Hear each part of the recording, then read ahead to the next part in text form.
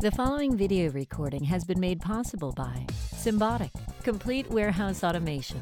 From integrated supply chain consulting to fully automated picking systems with progressive financial models. Symbotic systems are deployed in major grocery, retail, and general merchandise operations throughout North America. Learn more at symbotic.com. And by Grupen Productions. Broadcast, corporate, and web video production services specializing in science and technology. Start the conversation today.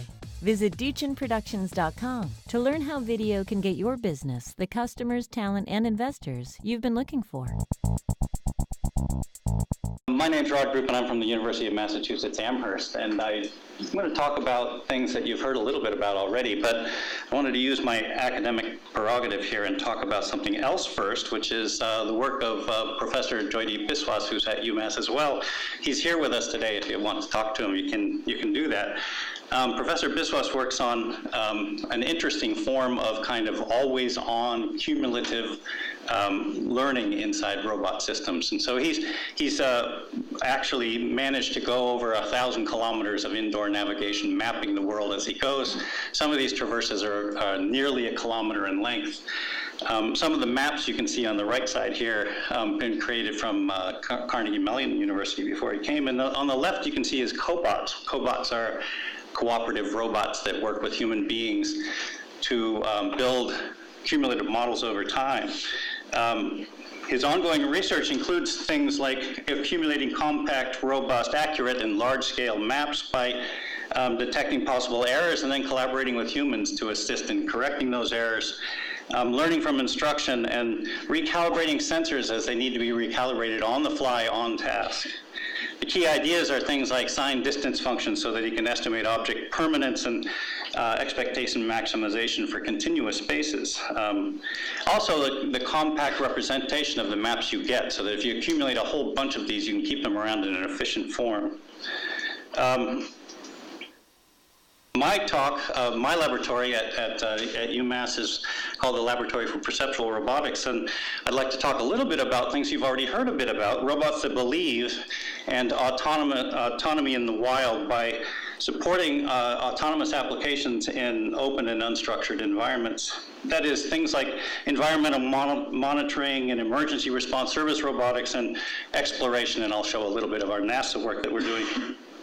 The basic idea is that you have, well, point out here, we take observations which are noisy and we convert them into a form by fusing histories over time in partially observable systems. So your state is not fully observable at any one time. You have to kind of take little snapshots and you have to stitch them together over temporal sequences of observation. And then you can use those in this kind of Bayesian framework to change the probability distributions of the objects you think you're dealing with right now. We've stitched this together with a belief space planner, which is basically an information theoretic way of changing the distribution of information you have in the system. So if you'd like to push all the information over here because that solves your task, you can take actions which kind of eliminate uncertainty in this little niche of the model space. And if you need a task over here, you can just take actions which acquire the state you need in order to make robust decisions on their own. Here's an example of that. These robots, you can see here on the left side, there are 3 objects, and they each have a belief distribution. There are 30 objects that the robot has now got in its head. And you'll see that the robot can take actions in this space and change that distribution of belief. In this case, it's just supposed to recognize those 3 objects.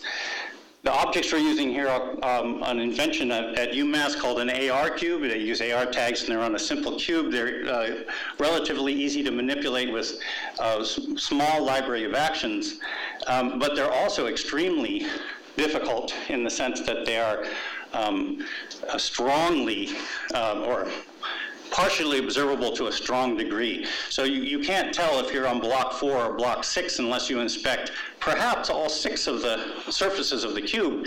And they have eccentric masses distributed around on the inside so that their inertial dynamics actually change depending on which block you're on. So you can see that the robot can interact with these, and in the course of about 15 actions, gets a relatively certain estimate of what it thinks those objects are. So that's a simple recognition problem, very hard for human beings.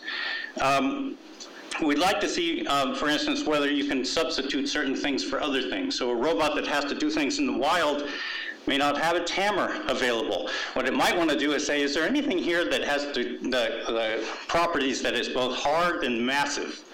And we have invented a way to take, aggregate those specifications into all of the objects that the robot knows about that have that pair of properties, and then we try to distribute belief into that set. And once we've got it there, we're certain that the object we're looking at could be used to smack down that hammer.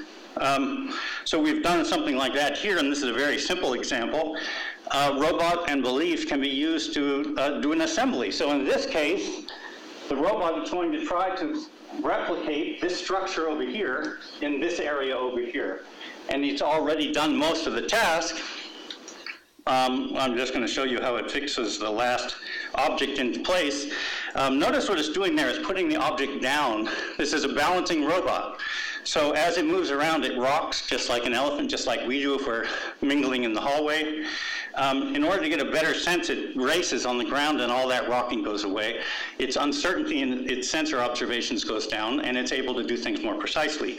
So it actually plans to do that because the probability of outcomes that it prefers is more likely. This is an example of another one. This is actually an earlier piece of work, a robot called Dexter, which is a bimanual system. That thing in its hand is a cryogenic coupler. It's a coupler between habitat modules that are eventually going to be used on Mars, something like that. If you watch the Martian movie, you can see when he builds his greenhouse for growing potatoes and he has to burn excess fuel, he uses one of these connectors. And so make sure you look for that next time you watch that movie. This robot plans to acquire certain kinds of vectors of state information that it believes in. And so you can see, while it's doing this assembly task, a planner, it's a standard planner like a strip-style planner, will figure out that it needs to get to this state and then to this state and to this state.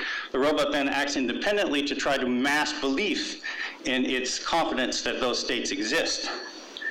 You can see it actually does a little bit of force testing. So this robot's using vision and force, and when it's jiggling things, it's looking for the characteristic reaction forces that you would get by trying to, for instance, yaw a peg and hole insertion. So if you got the peg inside the hole and you try to pitch it or yaw it, you will see a reaction load because the assembly restricts that mobility between the parts.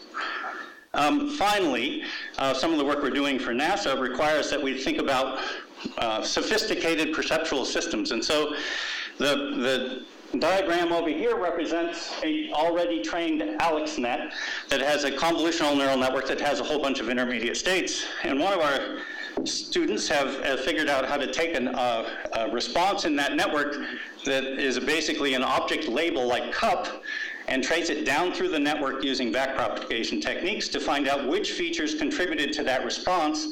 Those features then can be assigned to various control tasks that you see kind of peeling off and going down into that state representation I was talking about. And the robot can then grasp any object you put in front of it by generalizing over limited training. So we're trying to get this robot that you see here now. It's on the International Space Station. We're trying to fly some of this code, and robots like this will eventually precede humans onto the surface of Mars. Thank you.